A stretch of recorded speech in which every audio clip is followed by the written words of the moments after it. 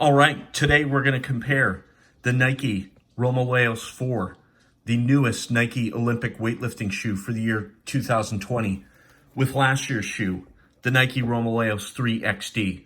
This will be an in-depth compare and contrast. We'll show you all the features of both shoes and talk about how they feel and fit and how they work in the gym. Okay, let's start by looking at the profile of both of these shoes. So first of all, the biggest feature in an Olympic weightlifting shoe is that massive heel raise. These shoes have a heel-to-toe drop that is significantly more than that of a running shoe and certainly a lot more than a cross trainer. So I confirmed with a Nike product specialist the heel-to-toe drop on the Romaleos 4 is 20 millimeters. That is the same as last year's shoe, the Romaleos 3 XD. So what does a 20 millimeter heel to toe drop mean? Well, your heel is 20 millimeters higher than your toes. And so that lets you get into the squat position more easily with less ankle flexibility needed. This can be a great benefit for the Olympic lifts, anytime the barbell's coming off the floor, but also squatting, front squats, back squats, Olympic style high bar squats. Not so much with powerlifting, with low bar squats and squats, box squats, where your ankles are staying nearly vertical. It doesn't really help much there and isn't a necessity. Although I will say having just the solid heel in general is helpful even in powerlifting style squats, in my opinion.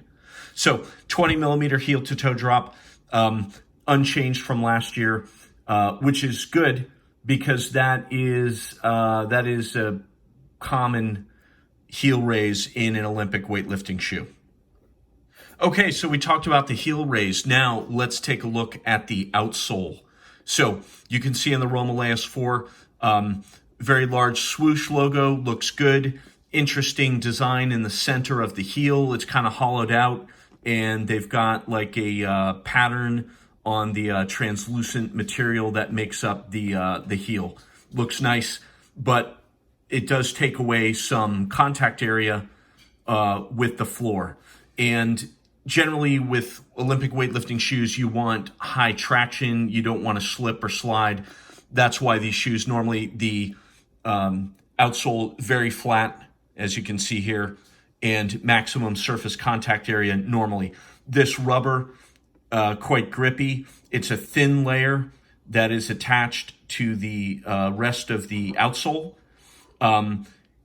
Hopefully that will hold up over time. A problem I often see with Olympic weightlifting shoes is when that rubber starts to separate and peel off and things like that, but can't possibly know how this is going to do in that regard because I just got this shoe like 3 or 4 days ago.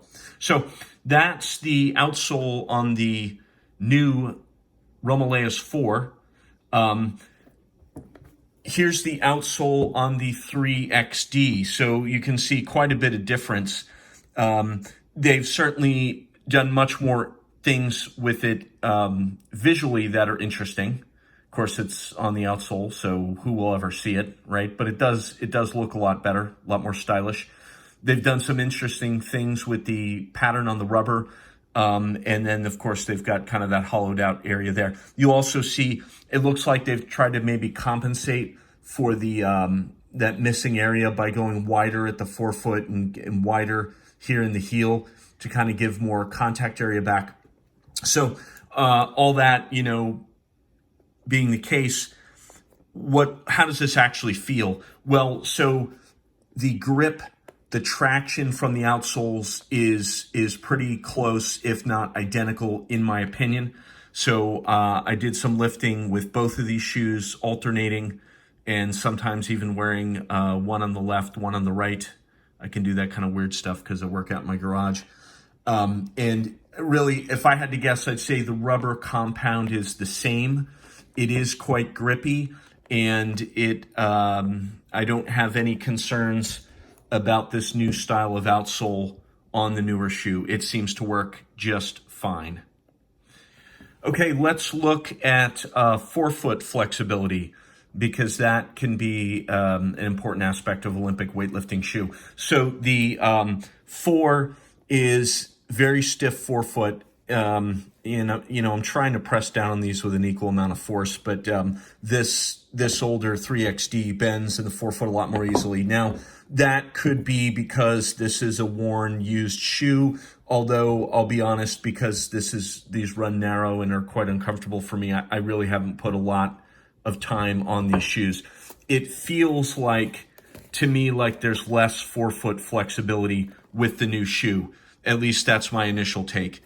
And I know that was rather unscientific test there, but usually that's pretty good to see how much flexibility there is. So feels like less flexibility.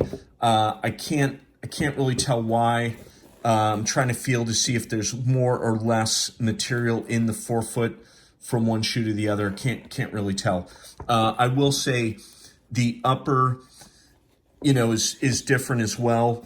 And so this material, this is softer, this more mesh-like upper, although I'm hesitant to call it a mesh. It's definitely cloth, obviously, but really, I wouldn't call it mesh because it doesn't really look like it has any breathability. And it doesn't particularly feel that way either. It's also multiple layers. There's an inner layer. It's fairly stiff. This is not at all like the upper on a mesh cross-training shoe.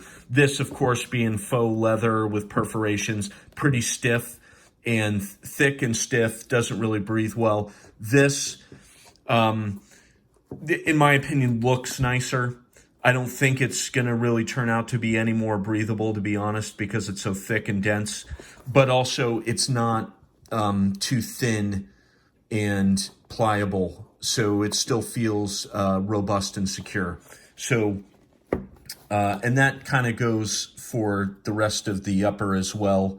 Also back here, you can see there's a couple layers of different material, so it's actually quite thick and different things involved there. So uppers feel okay. But my long-winded point to all that was I don't know if the upper's any of a factor in whether or not there's forefoot flexibility. I really can't tell. So while we're on the subject of the upper, I just wanted to pull over a Metcon 5 real quick. So this is a mesh upper with a 3D haptic print on it. This is quite soft and pliable. You can pinch this really easily. Not at all like this. This is much stiffer. I can pinch it, of course, but it's harder to do that. And just doing that, there's much more material on the weightlifting shoe than on the Metcon. So heavier, thicker, probably does not breathe as well, but it is probably more supportive. And that's probably what you want in an Olympic weightlifting shoe. Okay, and let's look at the midfoot strap because there's obviously a big difference here. So 3XD's got a single strap, hook and loop, Velcro, and you've got a roller here on this buckle that makes it's real easy, real smooth to go ahead and lock that down super tight. And this overall, I mean, this works. The biggest problem is, though, it's just one strap kind of right in the middle of the laces. Now, how does that compare to the 4? Well, obviously you have 2 straps. They're thinner, but they're placed, fairly wide apart. So you can actually get more of a precise fit. You can tighten the bottom one a little bit more or less than the top one. And so far, I would say this is the way to go for sure. This is definitely better just after having worn these for 2 workouts. It feels more precise. And, this is actually what they do on like the Reebok Legacy lifter as well. It's got 2 straps, like top and bottom, just like this. So in my opinion, definite improvement in the Romaleos 4 using 2 thinner straps instead of 1 mega strap right in the middle. Okay, so let's look at laces. So the 3XD, very traditional setup in that you've got eyelets and you've got 1, 2, 3, 4, 5, 6 different holes for the laces there. You can also see there's fly wire on the top 2 eyelets. So you've got a lot of eyelets, which is good. And then you can actually, if you need to, if you have a thinner ankle, you could actually use that 6th eyelet to really crank the shoe down. In contrast, the 4 has kind of a different setup. These are not eyelets. You know, they're I don't know how to describe these, but they're these fabric loops, and there's 1, 2, 3 plus a eyelet. So there's really only 4, and then there's no extra one here at the top. So for me in particular, that's not a problem. I don't need it. I suppose there's a reason they have this extra one on the 3XD, and actually some of the other shoes have this same kind of setup, so that leads me to believe there's a reason for that. So not sure how that'll work out. Not a problem for me, but might be a problem for some people. All right, let's look at the tongue. So the tongue on the 3XD is obviously much more padded. It's thick, like a pillow. On the 4, this is significantly less padded. And I always kind of thought this was almost too much, because by the time you put your foot in there, do you really need all that padding on the tongue? I don't, at least. So I'm definitely a fan of the more minimal tongue on the 4. And that goes, for as far as the tongue goes, it's pretty thick and padded, the whole thing on the 3XD, and it's about the same level of padding, the whole thing on the 4. The other thing you can see back here, somebody commented to me on Instagram, they felt like their 4s had more heel slippage than the 3XD. And so you'll notice 2 things here. So for one, the collar, it comes up higher on the 4, and it's wider, which that doesn't necessarily explain anything. But I almost kind of feel the same thing. And if you look, this is more of a V shape than this, ever so slightly. And so I don't feel like there's a ton of heel slippage in the 4, but this definitely feels different on my heel than this one. And I think it's because of that shape. So there's more of a V here, less here, and it just feels a little more loose in the heel. Now, having said that, though, I also went half size up on these. These are an 11.5. These are an 11, and we'll talk about that. Spoiler alert, it's because they're so darn narrow. But, you know, that is possibly a factor for me as well. But I think there's something to that heel shape of why one might feel like there's a little bit of slippage. Beyond that, the heel cup, there's some sort of rigid material in here that's absolutely solid. It goes up to about right here on both shoes, feels equivalent. I can't really tell, but it feels like it's the same general shape and size. So I think it's really, it's the difference in shape at the top part of the heel that would make for that sensation. Okay, so I said these are narrow shoes, and the 3XD is a narrow shoe, and the 4 is likewise. So this is a men's 11. This is a men's 11.5. I went half size up because I knew it was going to be a problem. As soon as I saw the photos, the Nike product photos of the shoe, I was like, it's the same shape. It's going to be a problem for me. It's just not enough room in the toe box to be comfortable in the men's 11, which is why I didn't end up wearing these all that often. And you know, maybe it's not the width, because at a certain point it's pretty wide. It's just that the toe is so pointy. It's just very, you know, there's just such an aggressive point on these. Now, you might be wondering, okay, well, you know, it looks all right, but compare it to something. Let's look at a Metcon 5.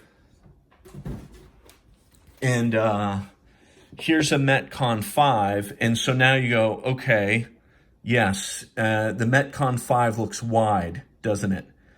And you'll know, or you may know, the Metcon 5 is not a wide shoe. This is a men's 11.5 as well, so I had to go half size up on these to be comfortable. So it's narrow even when compared to another narrow shoe. But then let's look at the Reebok Nano 9, and then you can really see the difference. So look at the Nano 9, look at that glorious wide toe box and the shape of it compared to the Romaleos 4. And so this is why whenever somebody says I have wide feet and I need a cross trainer, I say Nano 9. There's nothing else quite like this, the Nano 9. It is very comfortable. I never have any problems or discomfort in the toe box area on the Nano 9s. So when I say it is that the Romaleos 4 is a narrow shoe, that's what I mean. And so I did get 11.5. These will work. I also went and got 12s, and I'm struggling to find where I put that one.